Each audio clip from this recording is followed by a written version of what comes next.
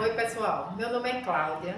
Eu sou aluna do curso de licenciatura em História da UNEAL, Polo Penedo, e irei fazer um breve comentário sobre o artigo Uma Morfologia da História, as formas da história antiga, de Norberto Luiz Guarinello. Eu vou fazer o comentário sobre a ideia principal do texto e também sobre a questão de ser ainda relevante a pesquisa da história antiga nos dias atuais. O texto tem como objetivo apresentar o modo que os historiadores pensam e adquirem conhecimentos sobre o passado. O passado é representado de um modo indireto por mediações que são denominadas ciência da história.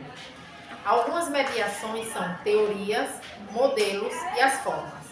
O autor discute 3 ideias principais da história antiga. Primeiro, ele fala sobre a ideia de nação, criticando a visão de que a história é apenas sobre estados nacionais expansionistas. Ele acredita que essa visão é limitada e pode ser desatualizada hoje. Segundo, ele menciona a ideia de civilização e progresso. Ele critica a divisão comum da história antiga em Antigo Oriente Próximo, Grécia e Roma, argumentando que isso coloca a Europa no centro da história. Terceiro, ele fala sobre formas amplas e menores na história antiga. Ele explica que as formas menores são mais controláveis, mais limitadas em informações, enquanto que as formas amplas são mais abrangentes, mas também são mais arbitrárias.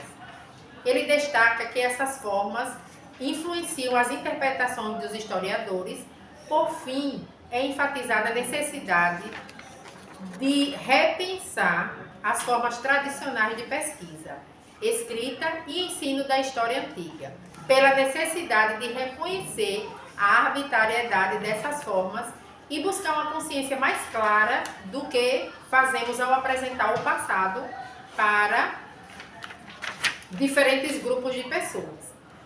Em relação à pesquisa da história antiga na atualidade ser relevante, o autor reconhece que a forma como a história antiga é ensinada e pesquisada ainda é predominantemente eurocêntrica e baseada em concepções evolutivas da história humana, mantendo a Europa no centro dos fatos e ideias mais relevantes.